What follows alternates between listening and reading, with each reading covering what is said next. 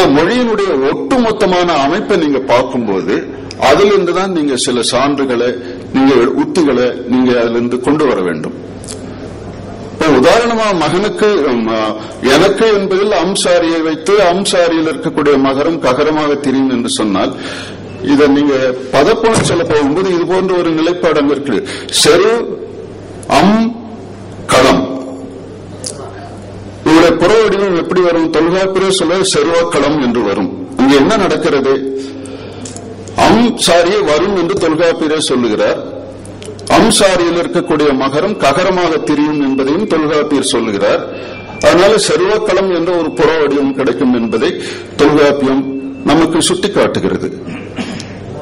அதை அடிப்படையாக கொண்டு இங்கே எனக்கு என்பதில் அம்சாரியை அமைத்துக் கொண்டு செருவக்களத்தில் அம்சாரியில் இருக்கக்கூடிய மகரம் எப்படி ககரமாக தெரிகிறதோ அதேபோல் எனக்கு என்பதில் இருக்கக்கூடிய அம்சாரியில் இருக்கக்கூடிய மகரமும் ககரமாக தெரிந்து எனக்கு என்ற புற வடிவம் நமக்கு கிடைக்கிறது.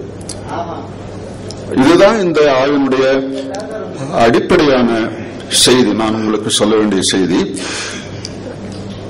இதற்கு பிறகு ஒப்பீட்டு சான்றுகள் என்று வரும்பொழுது கன்னடம், நடுவண் திராவிட மொழியாகிய பர்ஜி, கோலாமி ஆகிய மொழிகளில் 4ஆம் வேற்றுமை உபயோகிக்கும் பெயர் சொற்களை பார்க்கும் பொழுது நமக்கு இந்த ஆய்வு உறுதி செய்யப்படுகிறது. எனக்கு நேரம் இல்லாத ஒரு காரணத்தால் கோலாமி என்ற நடுவண் திராவிட மொழியிலும் பர்ஜி என்ற நடுவண் திராவிட மொழியிலும் வழங்கக்கூடிய 4ஆம் வேற்றுமை உபயோகித்த பெயர் சொற்களை பற்றியும் கன்னடத்தில் நிகழக்கூடிய 4ஆம் உருவற்ற பெயர் சொற்களை பற்றும் நான் இங்கே விரிவாக பேச முடியவில்லை. ஆனால் அங்கே நமக்கு வலுவான சான்றுகள் இருந்து இந்த ஆய்வை உறுதிப்படுத்துகின்றன. ஒரே ஒரு செய்தியை மட்டும் நான் சொல்லிவிட்டு இந்த ஆய்வரையை முடிக்கிறேன். உம்சாரி மகனுக்கு மகளுக்கு இதில் உம்சாரியை வைக்க வேண்டும் என்று நான் சொன்னேன். பழங்கன்னடத்தில் பம்ப பாரதா கன்னட இலக்கியத்தின் தொன்மையான ஒரு இலக்கியம். 10ஆம் நூற்றாண்டு அல்லது 11ஆம் நூற்றாண்டில் எழுதப்பட்ட பம்பா என்ற கவிஞரால் எழுதப்பட்ட பாரதம், பம்ப பாரதா. இந்த காப்பியத்தில் வரக்கூடிய 4ஆம் வேற்றுமை உருவேற்ற பெயர்கள் பெரும்பாலானவை உம்சாரி ஏற்றே வருகின்றன. கன்னடத்தில் 2ஆம் வேற்றுமை உருவு அன் என்பதாகும். கன்னடத்தில் 2ஆம் வேற்றுமை உருவு அன் என்பது பழங்கன்னடத்தில். இரண்டினை என்று தமிழில் நாம் சொல்வதை கன்னடத்தில் பழங்கன்னடத்தில் 2 என்பதற்கு எரடு, அன் 2ஆம் வேற்றுமை உறுப்பு, எரடன் என்று அவர்கள் சொல்வதில்லை. பழங்கன்னடத்தில் எரடு, அன் புறவடிவம் எரடுமன், இரண்டினை. அங்கே சாரியை வைத்து அதனை அடுத்து 2ஆம் வேற்றுமை உருவு வரக்கூடிய நிலையை நாம் காண்கிறோம். பல அமைப்புகளில் 2ஆம் வேற்றுமை உருவு பெற்ற பல பெயர் சொற்களில் இத்தகைய நிலை பழங்கன்னடத்தில் காணப்படுகின்றன.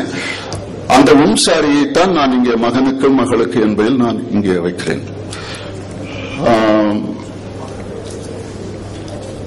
என்னுடைய ஆய்வுரை முடிந்துவிட்டது. இதைத் தொடர்ந்து வினாக்கள் இருந்தால் நாம் அதை பற்றி பேசலாம். கூவுக்கு முன்னாடி இக்கு வரும், அதுக்கு முன்னாடி வரும்னு சொல்லியிருக்கு. அது நூற்பாவில் இல்ல, நூற்பாவில் இக்கு வருதுங்கிறது. நூற்பாவில் இக்கு மட்டும்தான் அவர் சொல்றாரு. வல்லெழுத்து முதலிய வேற்றுமை உருவு. அது நான் இந்த ஆங்கிள் இந்த கோணத்துல பாக்கலாமான்னு ஒரு கருத்து தான். அந்த மார்போனிமிக் ரூல் கொடுக்கும் பொழுது அந்த இன்னுக்கு அப்புறம் இக்கு வராது, இன்னுக்கு அப்புறம் இக்கு வராது. அதனால அவர் ஆட்டோமேட்டிக்கா இடையில ஒரு ஓவல் வருதுங்கிற மாதிரி சொல்ல முடியுமாங்கிறது என்னுடைய கருத்து. அவர் சொல்றதுன்னா போனோடாக்டிக்ஸ்ல சொல்லும் பொழுது அப்ப வரும்பொழுது அந்த இதுல அந்த மாதிரி நீங்க இன்னுக்கு அப்புறம் இக்கு வராதுதான் தமிழை பொறுத்தவரையில வராது. ஆனா நான் நீங்க மகர்க்குன்றது மனசுல வச்சுக்கிட்டு சொல்றீங்களா?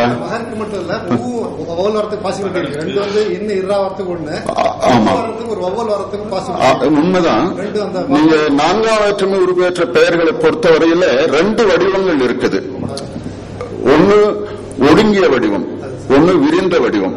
விரிந்த வடிவத்தினுடைய வடிவம் தான் ஒடுங்கிய வடிவம். மகற்குன்னு இருந்ததுன்னா நேரடியா மகன் கூட்டல் கூன்னு நீங்க ஆராய முடியாது.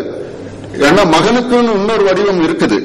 மகனுக்கு மகற்கு ரெண்டையும் சேர்த்து இது ரெண்டுக்கான அடிநிலை வடிவம் எதையாவது அமைச்சுக்கிட்டு அதுல இருந்துதான் இந்த ரெண்டையும் நீங்க கொண்டு வரணும். ஏன்னா புறநானூர்ல ஒரு பாட்டுல கேள்வி கிணியை கட்கின்னாயே ஒரு பாட்டுல வருது. கண்ணுக்கிணியை கண்ணுக்கிணியை கேள்விக்கின்னாய். அதுக்கு பிறகு அதுக்கு அடுத்த 2 அடி தாண்டி கண்ணுக்கிணிய வருது. அந்த ஒரே பாட்டுல கற்கு என்ற ஒரு வடிவமும் வருகிறது, கண்ணுக்கு என்ற ஒரு வடிவமும் வருகிறது. என்னுடைய ஆய்வில் இந்த 2 4ஆம் வேற்றுமை உருவேற்ற கற்கு கண்ணுக்கு இரண்டும் ஒரு அடிநிலை வடிவத்திலிருந்து பெறப்படும்.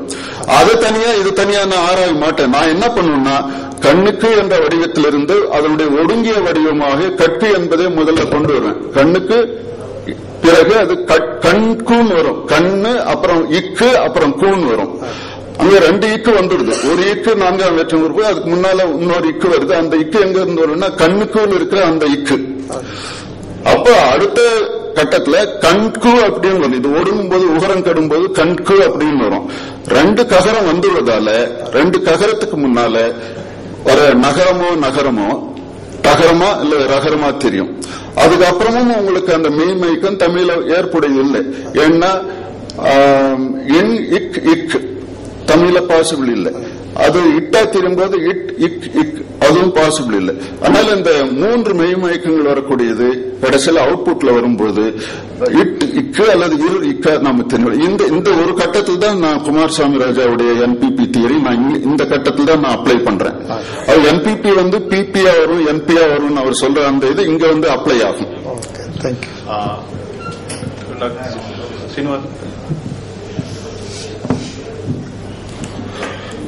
பேராசிரியர் கோதண்டராமன் தொல்காப்பியத்தில் இருக்கக்கூடிய 3 நூற்பாக்களை மையமா வச்சுதான் அந்த கட்டுரை எழுதியிருக்கிறார். பேசிக்கா எனக்கு அந்த ஒரே அந்த நூற்பால மட்டும் ஆறன் உருபினும் 4 உருபினும் கூறிய குற்று இரட்டல் இல்லை, ஈராக புள்ளி அகரமுடு நிலையும் நெடுமுதல் குறுகும் மொழி முன்னான. இதுதான் பேஸ். இந்த நூற்பால அவர் செட் பண்றார். என் பிளஸ் ஆ அவர் செட் பண்றார். முன்னால வல்லெழுத்து முதலிய வேற்றுமை உருவிற்கு ஒரு வழி ஒற்றிடை மிகுதல் வேண்டும். அது கண்ணா இருந்தாலும் சரி கூவா இருந்தாலும் சரி. இதுல ஒன்றுக்கு மேற்பட்ட பல விதிகளை சொல்லக்கூடிய தொல்காப்பியர் பின்னால வரும்போது எருவங்குழிக்கும் செருவக்களத்துக்கும் அம் செட் பண்றார். இந்த இடத்துல அம் செட் பண்ணி அந்த மகர இக்கா மாறி இருக்குன்னு சொல்லாம ஏன் ஆறன் உருபினும் 4 உருபினும் கூறிய குற்று இரட்டல் இல்லை, ஈராக புள்ளி அகரமுடு நிலையும் என் பிளஸ் ஆ பிளஸ் இக் பிளஸ் கு எனக்குன்னு செட் பண்றாரு. அந்த இடத்துல அம் செட் பண்ணாததுக்கு வேற காரணம் உண்டா? தொல்காப்பியர் ஏன் அப்படி பண்ணலன்றதுக்கு நான் பதில் சொல்ல முடியாது. அது வண்ணனை ஆய்வு. அது டிஸ்கிரிப்டிவ் அனாலிசிஸ். டிஸ்கிரிப்டிவ் அனாலிசிஸ்ல இலக்கண ஆசிரியர்களுக்கு சில கோட்பாட்டு உரிமைகள் உண்டு. தொல்காப்பியர் ஒரு குறிப்பிட்ட கோட்பாட்டு நிலையில் அத்தகைய ஆய்வை அவர் மேற்கொள்கிறார். அது வரலாற்று ஆய்வு இல்ல ஒப்பீட்டு ஆய்வு இல்ல. நீங்க இந்த எனது எனக்கு தான் அந்த நூற்பா அவர் சொல்றாரு. நினது நினக்கு நமது நமக்கு, அதுக்காக தான் அந்த நூற்பா அவர் அங்க அந்த இதை வைக்கிறாரு. ஆனா நீங்க கன்னடத்துக்கு போகும்போது நினக்கு அப்படின்றது அங்க நினகேன்னு வருது. நினகேல அந்த கா உங்களுக்கு வாய்ஸ்டு பிளாசிவா வருது. அந்த வாய்ஸ் பிளாசிவ் எங்க எப்படி வந்தது? வாய்ஸ்லெஸ் பிளாசிவா இருக்க வேண்டியது கான் இருக்க வேண்டியது எப்படி கான் மாறுது? அதுக்கு முன்னால உங்களுக்கு ஒரு மெல்லுற்று இருந்தாதான் அந்த மெல்லுற்று தான் இது கான் மாத்தும். அப்ப நீங்க ஒரு ரீகன்ஸ்ட்ரக்ஷன் வரும்போது நினகே அப்படின்றத நினங்கேன்னு நீங்க வச்சீங்கன்னா தான் அந்த நகரம் கட்டு அந்த நகரத்தால ககரம் ககரமாயி நினகே அப்படின்னு கன்னடத்துல வர முடியும். அப்ப நீங்க அடிநிலை வடிவத்துல நினங்கு அப்படின்னு வச்சுட்டீங்கன்னா ஒரு மொழியில நினக்குன்னு அது டெவலப் ஆகும், இன்னொரு மொழியில நினகே அப்படின்னு சொல்லிட்டு அது டெவலப் ஆகும். தொல்காப்பியருடைய ஆய்வு முழுக்க வண்ணனை ஆய்வு. வண்ணனை ஆய்வு வரலாற்று உண்மைகளையோ ஒப்பீட்டு உண்மைகளையோ அது விளக்காது. ஆனா ஒரு வண்ணனை ஆய்வுல இந்த உண்மைகளை விளக்கணும் அவசியம் இல்லை. ஒரு இலக்கணாசிரியர் அந்த உண்மைகளை கருத்தில் கொள்ள வேண்டும் என்று அவசியம் இல்லை. ஆனாலும் கூட மொழியினுடைய ஒட்டுமொத்தமான அமைப்பை கருத்தில் கொண்டு ஒரு ஆய்வை அப்படி அமைத்துக் கொள்வதில் எந்த தவறும் இல்லை. ஏனென்றால் அது மொழியினுடைய வளர்ச்சி போக்கை அது